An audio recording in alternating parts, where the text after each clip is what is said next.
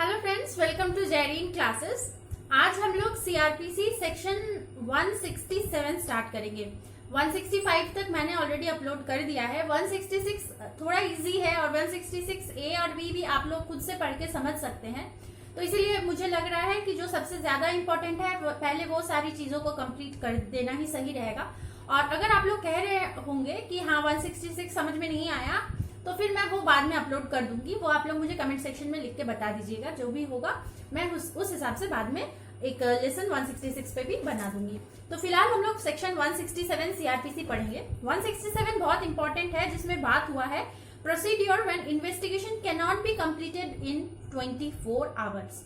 जब प्रोसीडिंग जो है 24 आवर्स के अंदर नहीं कंप्लीट किया गया हो तो उस समय क्या प्रोसीड्योर होगा। तो ये थोड़ा सा बड़ा सेक्शन है, इंपॉर्टेंट है और इससे बहुत ज्यादा सवाल बन सकते हैं।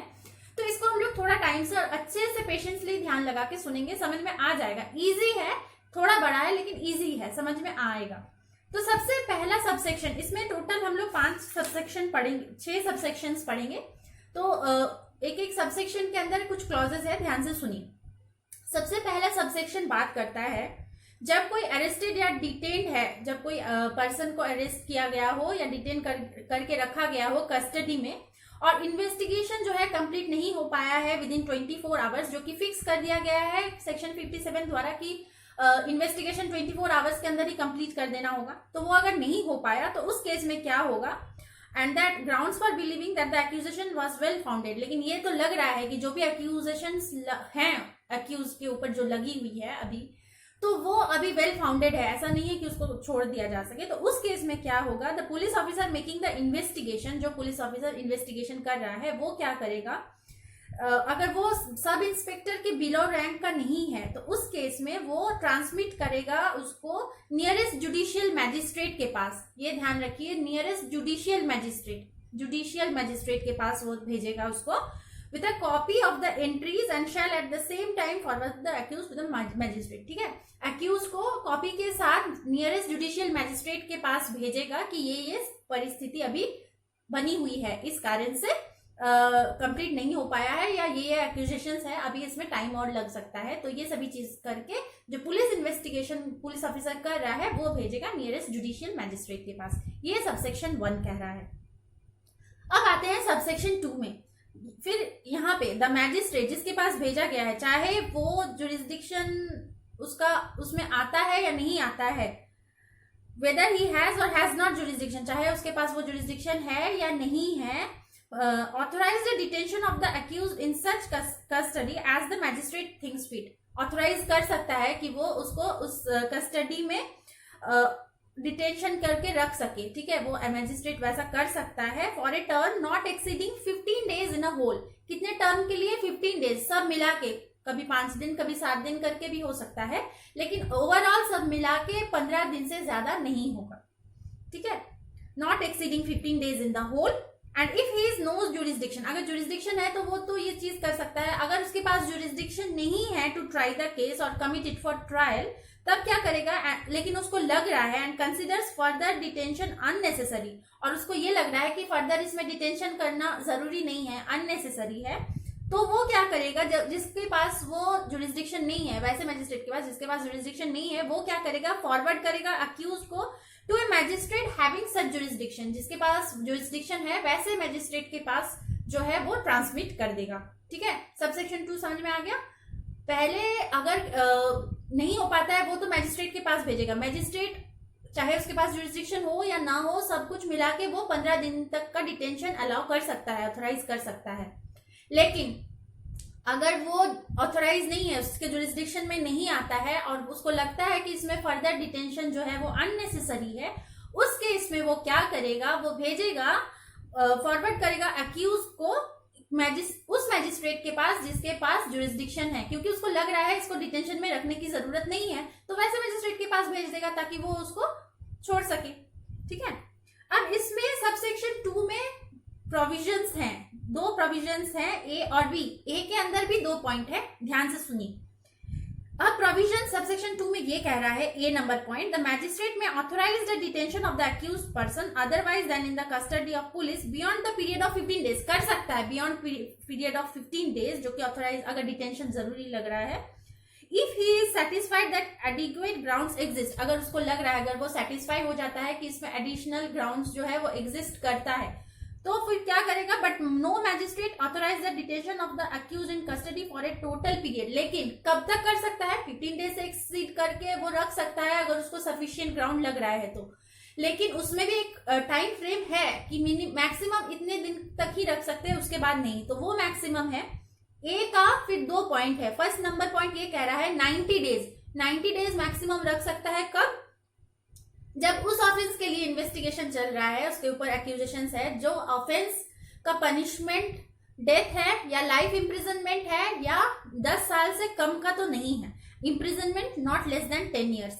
ठीक है, तो कितना दिन रख सकता है, 90 डेज। अगर 15 डेज के बाद भी उसको लग रहा है जरूरी है, एग्जिस्ट कर रहा है कुछ ऐसा ग्राउंड, तो वो 90 डेज रख सकता है वैसे ऑफेंस के लिए जिसका पनिशमेंट है लाइफ इम्प्रिजनमेंट या डेथ या imprisonment not less than 10 years. ठीक है, अब सेकंड नंबर है, ये सारे ऑफेंसेस के अलावा जो मैंने फर्स्ट नंबर पॉइंट में कहा, यानी डेथ, लाइफ इम्प्रिजनमेंट और 10 ईयर्स से कम का नहीं है, ज्यादा का ही इम्प्रिजनमेंट है। इसके अलावा अगर किसी और ऑफेंस के लिए उसको डिटेंशन करना है तो मैक्सिमम कितना दिन रख सकता है, 60 डेज तक। कितना रखता है, 60 डेज तक रखता है। ठीक है, अब the accused shall be after the expiry of the said period, जब 60 दिन 90 दिन ये सारे एक्सपायरी हो गए, इतने दिन वो रह लिया, उसके बाद क्या होगा, the accused shall be released on bail if he is prepared to and furnish bail। अगर वो फर्निश कर रहा है उस समय, accused अगर बेल दे रहा है तो उसको बेल पे रिहा करेंगे। ठीक है, अगर फर्निश नहीं करेगा ऐसे ही नहीं छोड़ देंगे, उसको बेल फर्निश करना होगा accused को, तो ही वो बेल पे रिहा होगा। और ये आएगा चैप्टर 33 के तहत। उसी दौरान चैप्टर 33 में जैसे सभी प्रोविजंस है उस तरह से वो फॉलो करेगा। ये 2 पॉइंट ए नंबर का, सबसेक्शन 2 का एक क्लॉज ए के 2 पॉइंट्स मैंने बताया। अभी क्लॉज बी में आते हैं। No magistrate shall authorize detention of accused in custody of police under this section unless the accused is produced before him। जब तक मैजिस्ट्रेट के पास उसको प्रोड्यूस नहीं किया जाएगा, इन पर्सन उसको लाना पड़ेगा for the first time and subsequently every time, पहले बार भी और हर सब्सिक्वेंट डेट में जब उसको जरूरत लगे, अक्यूज को इन पर्सन मैजिस्ट्रेट के पास प्रेजेंट करना पड़ेगा।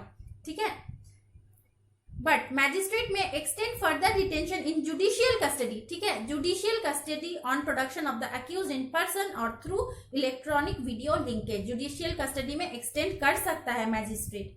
ठीक है, ये हो गया बी नंबर पॉइंट। तो एक बार फिर से मैं पढ़ती हूँ, सुनिए। No magistrate shall authorize detention of accuse in custody of police under this section unless the accuse is produced before him in person for the first time and subsequently every time till he remains in the custody of police. जब तक police की custody में है तब तक हर subsequent date में उसको लाना, इन पर्सन उसको प्रेजेंट करना पड़ेगा।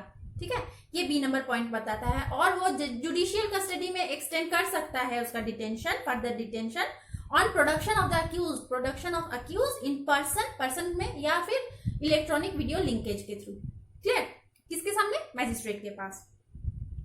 अब बी नंबर क्लॉज हो गया। अब आते हैं सब सेक्शन 2 का ही क्लॉज सी। ठीक है, सी क्लॉज ये बताता है, no magistrate of second class not specially empowered in this behalf by the high court shall authorize detention in the custody of police. ऐसा कोई सेकेंड क्लास मैजिस्ट्रेट के पास ये पावर नहीं होता है, जब तक कि उसको स्पेशली एम्पावर ना किया गया हो हाई कोर्ट के थ्रू, वो इस तरह का डिटेंशन ऑथोराइज नहीं करेगा। ठीक है, कस्टडी ऑफ पुलिस में डिटेंशन के लिए ऑथोराइज नहीं, जब तक किसी सेकेंड क्लास मैजिस्ट्रेट को स्पेशल पावर एम्पावर नहीं किया जाता है हाई कोर्ट के थ्रू। ये है सी नंबर क्लॉज। लेकिन इसमें एक पॉइंट है, सुनिए। वेर ए जुडिशियल, अब ये तो हो गया, ठीक है, 2 नंबर क्लॉज हमने कर लिया। लेकिन इसमें जहां पे कोई जुडिशियल, ये तो सभी चीजें जुडिशियल मैजिस्ट्रेट के प्रेजेंस में थ्रू पॉसिबल है, वही एम्पावर है। लेकिन जहां जुडिशियल मैजिस्ट्रेट अवेलेबल नहीं है तो वहां पे क्या होगा, जो केस है ट्रांसमिट होगा नियरेस्ट एग्जीक्यूटिव मैजिस्ट्रेट के पास। हाँ, on whom the powers of जिसके पास पावर ऑफ जुडिशियल मैजिस्ट्रेट और मेट्रोपॉलिटन मैजिस्ट्रेट जो कि कन्फर किया गया हो, वैसे एग्जीक्यूटिव मैजिस्ट्रेट के पास ट्रांसमिट होगा अगर जुडिशियल मैजिस्ट्रेट नहीं है तो। And thereupon such executive magistrate, उसके बाद वैसा वो एग्जीक्यूटिव मैजिस्ट्रेट क्या करेगा, रीजंस रिकॉर्ड करेगा इन राइटिंग और ऑथराइज करेगा डिटेंशन एक्यूज का in such custody as he thinks fit, अगर उसको लग रहा है जरूरी है तो वो एक्सटेंड करेगा उसके डिटेंशन को। लेकिन उसके पास जो टाइम पीरियड है एग्जीक्यूटिव मैजिस्ट्रेट के पास वो है 7 डेज, और वो एक्सपायरी होने के पहले ही 7 डेज खत्म होने के पहले ही एग्जीक्यूटिव मैजिस्ट्रेट जो है वो ट्रांसमिट कर देगा केस को नियरेस्ट जुडिशियल मैजिस्ट्रेट के पास। ठीक है, तो 7 दिन का टाइम होता है एग्जीक्यूटिव मैजिस्ट्रेट के पास। अब आते हैं 1, 2 तो हो गया, अब हम लोग आते हैं सबसेक्शन 3 में। सबसेक्शन 3 ये बताता है a magistrate authorising under this section detention in the custody of police shall record his reasons for doing so. ठीक है, जो भी डिटेंशन करेगा वो रिकॉर्डिंग में लिखेगा जुडिशियल मैजिस्ट्रेट की किस रीजन से डिटेंशन किया जा रहा है, राइटिंग में उसको लिखना पड़ेगा।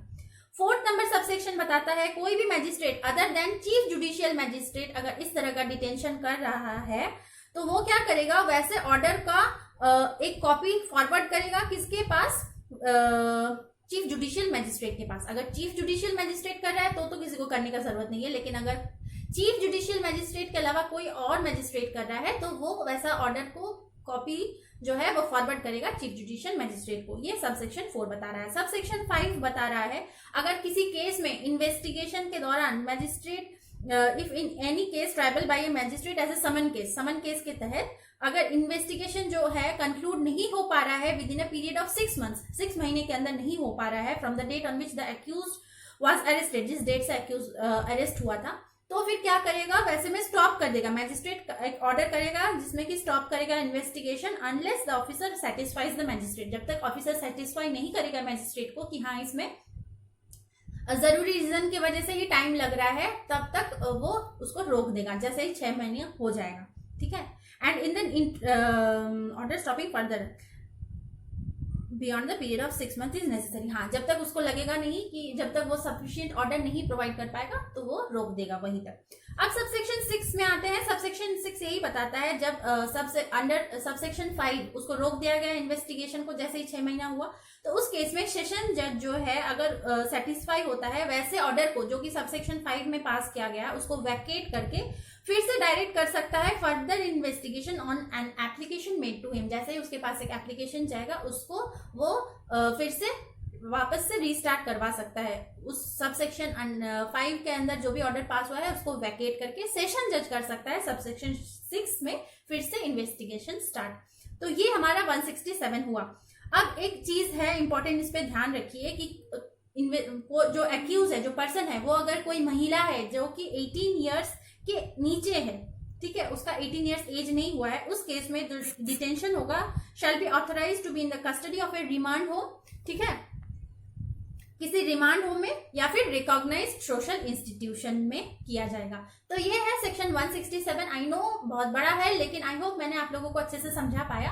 कहीं पे अगर कोई डाउट हो रही है आप लोग मुझे कमेंट सेक्शन में पूछ सकते हैं, और अगर वीडियो थोड़ा सा भी पसंद आता है तो लाइक करें। आज के लिए इतना ही। Thank you so much and happy Guru Purnima to all of you.